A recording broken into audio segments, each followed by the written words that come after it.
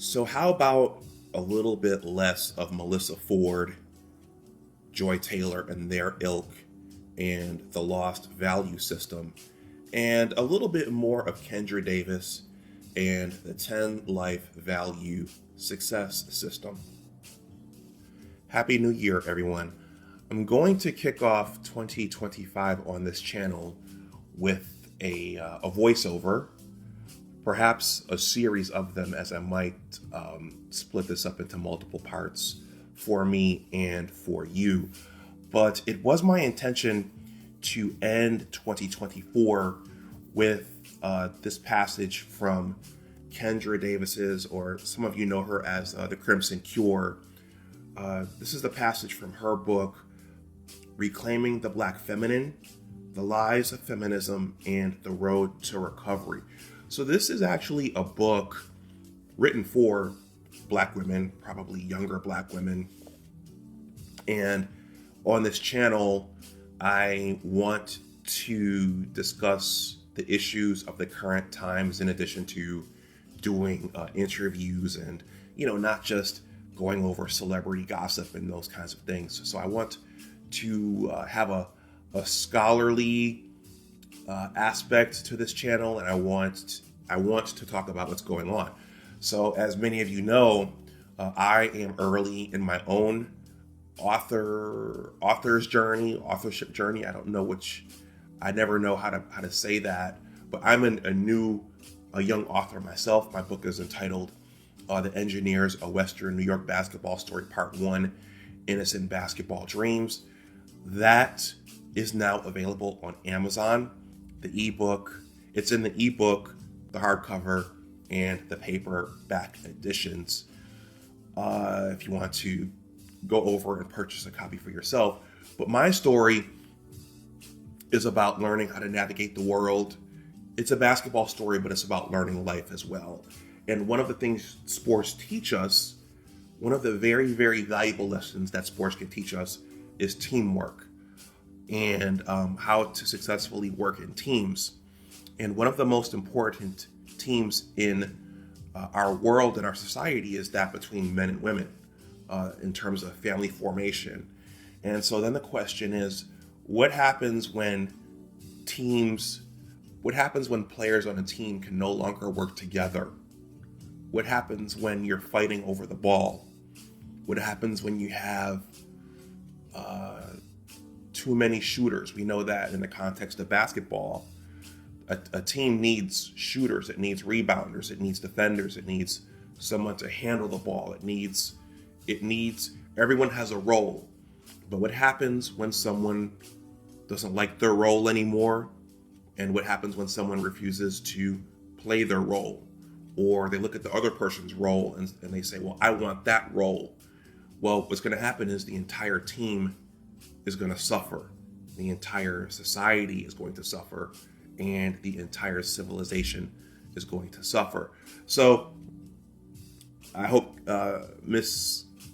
Crimson Cure, Kendra Davis, doesn't mind me reading this passage from her book, because I think it speaks to that. And I don't know if any of you know Kendra.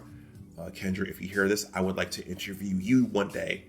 But this particular passage from chapter 8 of Kendra's book, it's entitled The Depth of Feminine Power. I think it gets to that. It gets to what a woman's power is, what her natural power is. And, does it involve does it involve a man's power? Does feminine power involve performing in men's roles? And then it also asks the question, is feminine power okay? Is it okay to be what nature intended you to do and what nature intended you to be? Is there power in those natural roles?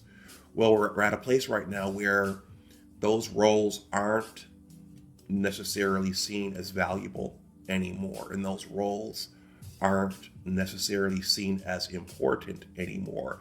This may get me in trouble with some people, but this is one of the issues of our time in our current modern society, where we're facing things like population collapse and the breakdown of nuclear families and everything that comes with those.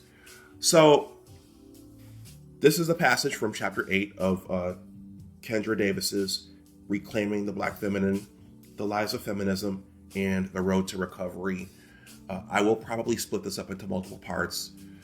This is Big Discussions 76. My name is Dr. Anwar Yusuf Dunbar. Please like, share, and subscribe. If you want to donate something to the channel, my Cash App and PayPal are below in the description box. You can also leave a super thanks. The link to my book and my newsletter are in the description box below. Please let me know what you think about this passage in the comments section below. Always remember that your attitude determines your altitude. Always try to do your best. Take care, and I will talk to you the next time. Bye-bye. You're so incredibly powerful that it's scary, but you've got to see it, understand it, embrace it.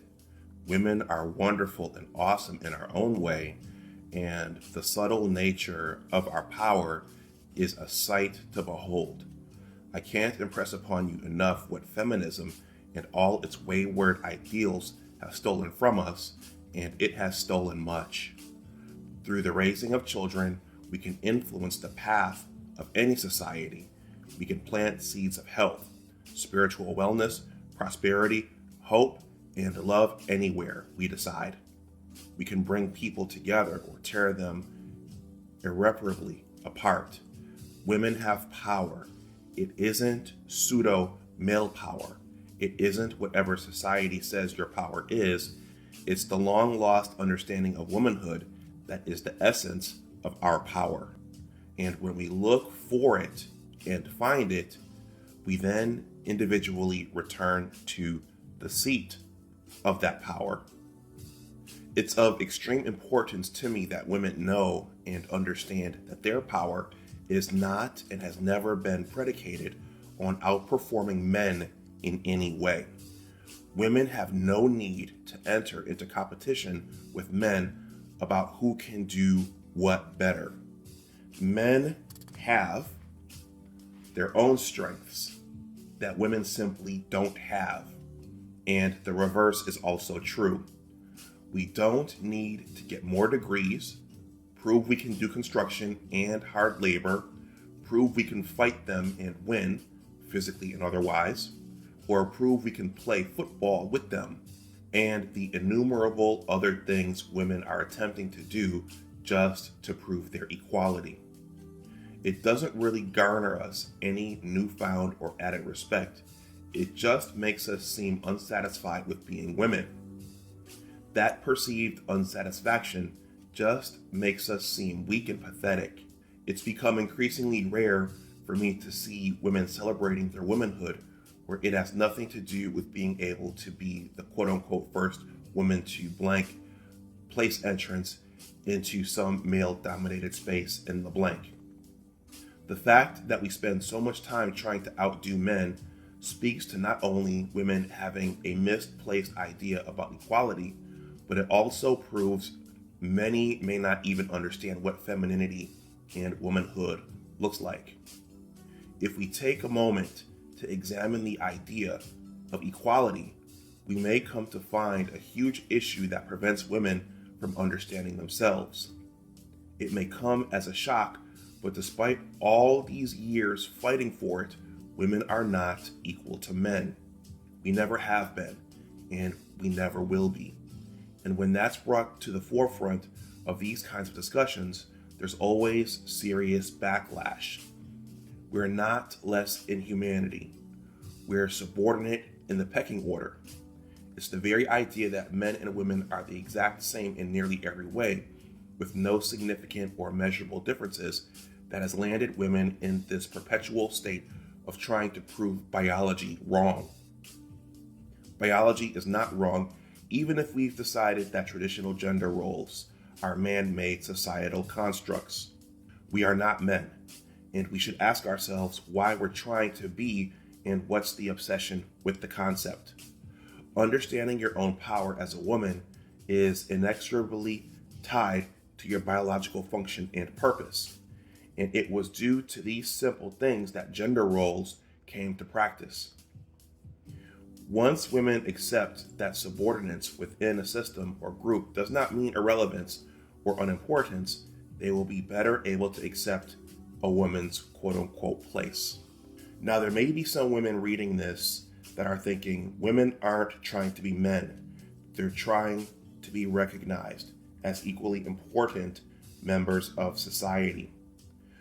While that statement may have been true at some point in the fight for women's rights, it's certainly not true now. It is an all-out competition with women trying to be better than men at what men have always been better at. The fact that we have yet to rival them in key areas of nation building, pioneering, and dominating key industries that help keep society afloat proves what biology has already established. Women will always be frustrated about not being able to outperform men in the area of mobility. So why are we trying so hard? Understanding mobility is not a feminine power, but that does not mean we are not already equally important members of society. We're the ones that eventually came to belittle female duties in our families, communities, and the greater society. We're the ones that see the female side of traditional gender roles as meaningless and insignificant. We're the ones running around talking about how women shouldn't have to be tasked with giving birth, as if the human race could survive without our ability to gestate and cultivate life within our wombs. After all, who else is going to give birth if not us? Men can't biologically perform this much needed function, yet we make it such a small thing to do. It's penis envy at its finest, or maybe at its worst. Women have always been important and valuable, and we used to know this for a fact. Women used to be secure in our positions within society, and moreover, we used to be secure in the essence of being women. Now we think being women, or what kind of women we want to be, or think we should have something to do with measuring up to men.